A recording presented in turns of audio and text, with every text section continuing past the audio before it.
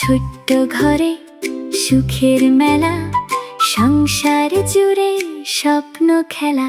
আমি ঘরের রানী, ভালোবাসার টানে ছোট্ট ছোট্ট সুখ খুঁজি আপন ঠিকানায়। হ্যালো, আসসালামু আলাইকুম। সবাইকে কেমন আছেন? আশা করি ভালো আছেন। আলহামদুলিল্লাহ আমরাও ভালো আছি আপনাদের দোয়ায়। তো এই যে সকালবেলা ঘুম থেকে উঠে পড়ছে, উঠে ওদিকে টিভি ছাড়া হয়ে গেছে। মানে আজকে খুবই তাড়াতাড়ি উঠছে, বাবা চলে গেছে সেজন্য উঠছে। ওর বাবা রুটি রেখে গেছে, সেই রুটি টেনে ঘুরতেছে আর খাচ্ছে আর বলতেছে এটা কি আমার জন্য বাবা রেখে গেছে? তা আমি বললাম যে হ্যাঁ। তো খুশি হয়ে গেছে, বাচ্চা বলে কথা তাই না? বাবা মা যেটুকুই করুক না কেন, ওরা খেতে পারলে বা নিতে পারলে অনেক খুশি হয়ে যায়। তো যাই হোক, এদিকে ওর বাবা যেহেতু ছুটির দিন ছিল সেই জন্য বাজার করতে গেছিল। তো বাজার করে আনছে অনেকগুলি, মানে মাসকাবারি যেহেতু আমরা বাজার করি, আর গ্রামে তো সাপ্তাহিক বাজার করে। আমার শ্বশুরক দেখি সপ্তাহে সপ্তাহে মানে প্রতিদিনই ধরতে গেলে একটা না একটা কিছু নিয়ে আসে বাজার থেকে।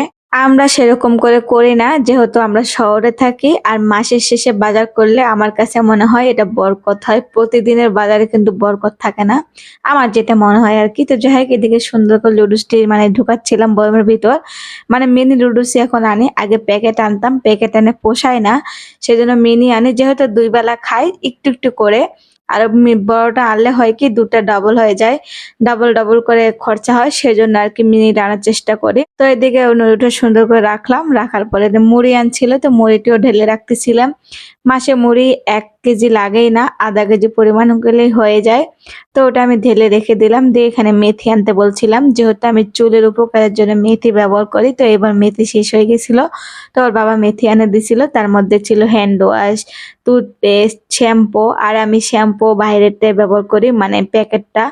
কৌটা আমি ব্যবহার করি না, বিয়ের আগের থেকে যেটা করে অভ্যাস সেটা করাই ভালো। বিয়ের পরে যে ফুটতেনটি করবেন এরকম করতে গেলে কিন্তু চুল পড়ে যাবে, এটা স্বাভাবিক। যেটা যখন থেকে ব্যবহার করেন সেটা ব্যবহার করলে ভালো হয় আর কি। তো যাই হোক, আমি এইভাবেই করি। তো এদিকে গরম মসলা আনছিল, যেহেতু নাকফুল আর গোলমরিচ ছিল সেজন্য বড় এলাচ আর ছোট এলাচ আনতে বলছিলাম, তো ওটা এনে দিছিল। তো বয়মে জায়গা হচ্ছিল না, সেই জন্য সুন্দর করে আগে ঢুকাই নিলাম, নিয়ে সুন্দর করে ঝাঁকাঝাঁকি করতেছি, মানে 12 ভাজার মতো আর কি। যেরকম ঝাঁকানি দিয়ে 12 ভাজা দেয় খেতে, ওটা মজা লাগে, সেরকম একটা বিষয় আর কি। এরকম করে রাখলে সবকিছু মিক্সড হয়ে যায়। তো এদিকে সুন্দর করে মরিচ এখন ঢেলে রাখতেছিলাম। প্রতি মাসে একটু করে মরিচ কিনি, কিনতে কিনতে বয়মটা ভরাই গেলে তারপর আর কিনা বাদ দেয়। আবার যখন পুরাতন হয়ে যায়, যখন দেখে শেষের পথে, তখন আবার কিনা শুরু করে অন্য আরেক ডিব্বায় রাখি। যখন পুরাতনটা শেষ হয়ে যায় তখন আবার ওই ডিব্বাটা হাত দেই।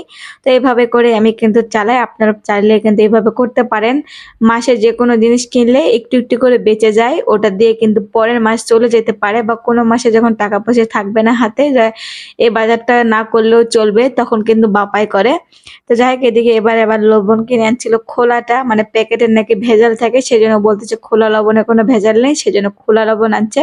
তো আমিও বিসমিল্লাহ করে রেখে দিলাম, দেখা যাক কিরকম হয়। একটু মোটা দানা দানা, আমার আবার ভালো লাগে না। হাজবেন্ড যেহেতু বলছে এটা যে বাপা করবে ভালো, সেজন্য কিছু বললাম না, তো রেখে দিলাম। তো এদিকে পেঁয়াজের কাছে চলে আসছি, রেখে পেঁয়াজ রাখতেছিলাম। এই বছর বছরের পেঁয়াজ কিনি নাই, মানে কিনে রাখে নাই, রাখলে দেখা যায় পচতে পচতে খেতে খেতে বিরক্ত ধরে যায়। ভালো পেঁয়াজ রেখে পচাটা খেতে হয়, আবার পচাটা খেতে খেতে ভালো পেঁয়াজই পচে যায়, সেজন্য কিনি নাই।